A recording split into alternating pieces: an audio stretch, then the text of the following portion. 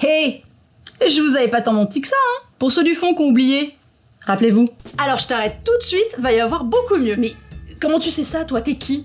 Je suis ton moi du futur. Je sors de la keynote de septembre. Je viens de voir le tout nouvel iPhone, il est d'enfer. Eh bien la keynote, c'était là, et on fait le résumé maintenant. Good morning, comme dirait Tim Cook. Good morning. Ah oui, pardon, excusez-moi. Good morning. Mais bon, c'est pas du tout l'heure pour nous, mais c'était aujourd'hui en tout cas qu'Apple a présenté ses nouveautés de la rentrée. Il y a eu évidemment l'iPhone 13, mais avant ça, eh bien, il y a eu plein de produits, et notamment un iPad mini qu'on a découvert avec un peu de plaisir, il faut avouer, l'iPad mini, ou plutôt devrait-on l'appeler l'iPad Air mini. Pour cause, même design carré que l'iPad Air et que donc les iPad Pro, avec un écran cette fois porté à 8,3 pouces, des bords repoussés affinés, un écran donc maximal pour une dimension minimale. C'est le combo idéal qu'on voulait avec de la puissance puisqu'il embarque la toute dernière puce A15 gravée en 5 nanomètres. Un redesign pour ressembler vraiment à l'iPad Air jusque sur le bouton Touch ID qui vient s'implanter sur le bouton d'alimentation situé cette fois sur le haut de l'iPad mini avec à côté les boutons de volume et le son stéréo avec des haut-parleurs en haut et en bas. Une des spécificités de cet iPad mini, eh bien c'est sa caméra selfie de 12 mégapixels et son champ de vision de 122 degrés, et pour cause, il embarque la fonction cadre centré qu'on a déjà aperçue sur l'iPad Pro dernière génération. Vous savez, c'est cette petite fonctionnalité qui, lorsque vous êtes en visio ou on appelle vidéo, eh bien va vous suivre si vous vous déplacez pour que vous soyez toujours centré, comme son nom l'indique. Autre petite chose qui inscrit l'iPad mini dans la même gamme que l'iPad Air ou l'iPad Pro, eh bien il est compatible avec l'Apple Pencil 2, évidemment toujours en option. On trouve aussi du Wi-Fi 6 et un peu de fun, il est disponible en 4 couleurs, en mauve, en rose, en une couleur un peu blanche, lumière stellaire, et en gris sidéral. Disponible en 64 Go ou 128 Go de stockage, eh bien il faut tout de même compter 559 € pour la version Wi-Fi et à partir de 729 € pour la version 5G. Mais si vous voulez évidemment un modèle un petit peu plus grand sans vous ruiner, un nouvel iPad a été présenté avec son écran de 10,2 pouces. Il embarque cette fois la puce A13 Bionic et son Neural Engine, ce qui lui permettra de profiter pleinement des nouveautés d'iPadOS, annoncées lui pour le 20 septembre. Et bonne nouvelle, comme l'iPad mini et l'iPad Pro, il pourra compter sur la fonction cadre centré pour sa caméra selfie, une caméra qui arrive à 12 mégapixels avec un angle de vue de 122 degrés également. Ce nouvel iPad arrive avec 64 Go de stockage, c'est 2 fois plus que le modèle précédent et un prix qui ne change pas à partir de 389 €. En revanche, elle était attendue, l'Apple Watch Série 7 est bien là. Enfin, pas tout à fait, elle n'arrivera qu'à l'automne, mais on a quand même eu le droit à quelques petites informations. C'est pas la grande révolution qu'on espérait. Elle a vraiment un changement de design, mais pas de design. C'est en fait son écran qui change. Il est revu à la hausse avec des boîtiers qui passent à 41 mm ou 45 mm. C'est 1,7 mm de moins pour les bordures. Il en résulte évidemment une plus grande zone d'affichage, des cadrans qui seront donc adaptés pour vous offrir plus d'informations, plus d'écriture, un clavier AZERTY qui arrive, mais surtout un écran qui débordera de l'affichage sur les côtés, vous savez, un peu comme ces smartphones à l'écran incurvé à l'époque. À l'époque. Ça existe plus. Ça existe toujours. Oh, il y en a plus. Moi aussi. Oh, il y en a plus. Bon. Mais la grande nouveauté, c'est donc cet écran à plusieurs titres. Non seulement il est donc plus grand, comme on l'a dit, mais il est surtout plus résistant. Apple en a fait toute la publicité durant la présentation. Il sera 50% plus résistant au choc. Et pour cause, il est aussi beaucoup plus épais.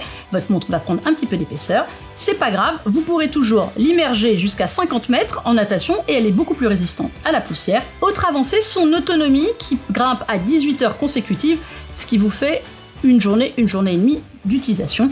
Mais pas de panique, la charge rapide augmente aussi d'un tiers. Ça vous permettra de récupérer 80% d'autonomie en 45 minutes de charge. Une charge rapide qui reste par induction, mais avec cette fois un embout USB-C. Qui dit nouvelle année dit nouvelle couleur. Les boîtiers aluminium s'enrichissent du vert, qui s'ajoute au rouge et à un nouveau bleu. On retrouvera évidemment des déclinaisons en Midnight noir et lumière stellaire, sorte de blanc un peu or. Évidemment, l'Apple Watch Série 7 sera disponible en titane et titane plus foncé, en acier inoxydable dans des couleurs assez standards, du graphite, de l'argent et une couleur or. Côté prix, eh bien rien n'a été annoncé officiellement pour la France, mais aux États-Unis, la montre reste à 399 $ comme l'année précédente. On peut donc estimer que ce sera environ 429 € le prix de départ en France. Bonne nouvelle, même si la taille des boîtiers change, eh bien vos bracelets seront toujours utilisables. En tout cas, ce sera à découvrir courant automne. Prenez votre respiration, l'heure est grave, on passe aux iPhones. Eh bien, Premier suspense levé, on appellera ça bien un iPhone 13. Et pourtant, on va pas se mentir, sur la feuille, ça ressemble quand même beaucoup plus à un iPhone 12S. Il reprend exactement le même design que l'iPhone 12, on a donc 4 modèles, l'iPhone 13 mini, l'iPhone 13, l'iPhone 13 Pro, l'iPhone 13 Pro Max, avec des écrans qui restent de 5,4 pouces pour l'iPhone mini, à 6,1 pouces pour le 13 et le 13 Pro, ou jusqu'à 6,7 pouces pour le 13 Pro Max, qui voit vraiment la vie en grand. Ils conservent leur écran Ceramic Shield qui résiste beaucoup plus au choc, mais pas forcément aux rayures comme on vous l'avait dit.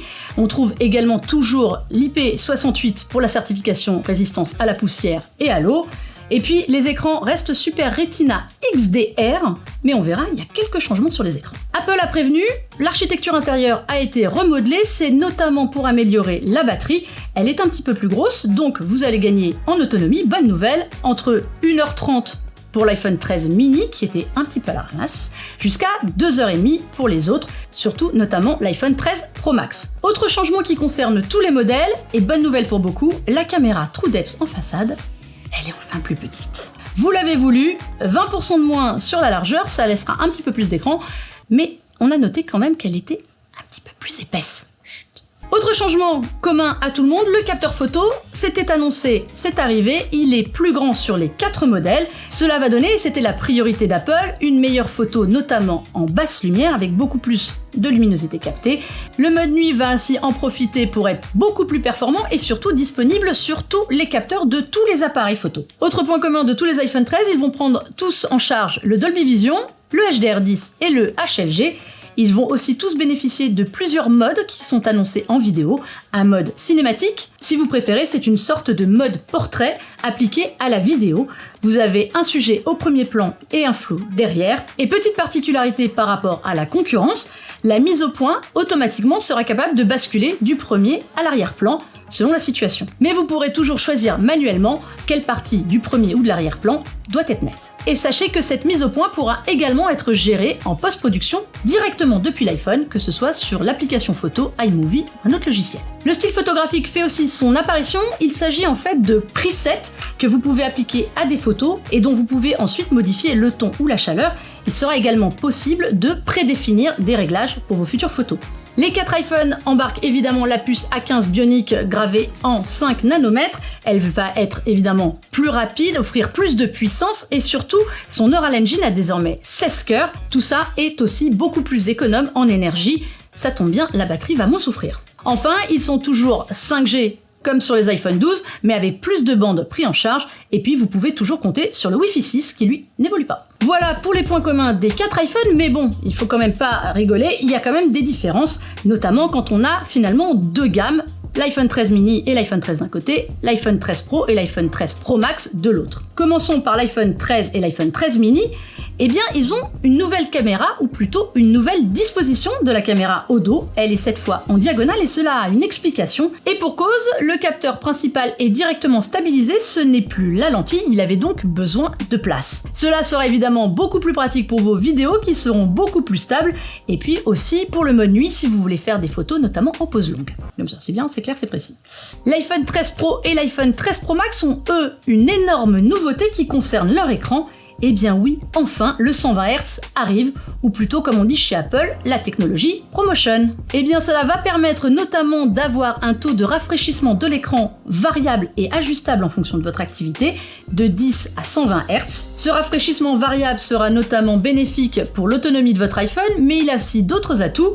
La navigation sera beaucoup plus fluide, et pour le jeu vidéo, ce sera nettement appréciable. En photo et en vidéo, évidemment, l'iPhone 13 Pro et l'iPhone 13 Pro Max ont également le droit à leur amélioration, une stabilisation du capteur principal qui est également valable pour l'iPhone 13 Pro et plus seulement pour le Pro Max. Le zoom optique du téléobjectif passe de x2 à x3. On trouve enfin un mode macro capable de photographier jusqu'à 2 cm du sujet sur l'ultra grand angle. Et puis dernière nouveauté, cette fois côté vidéo, un mode ProRes arrive, mais il faudra encore attendre un petit peu. Il s'agit d'un codec vidéo qui promet une fidélité des couleurs conservées avec une compression allégée Ce sera notamment très utile pour tous ceux qui font du travail en post-production. Attention cependant, si vous voulez filmer en 4K 30 images par seconde, il faudra avoir un iPhone avec un stockage minimal de 256 Go.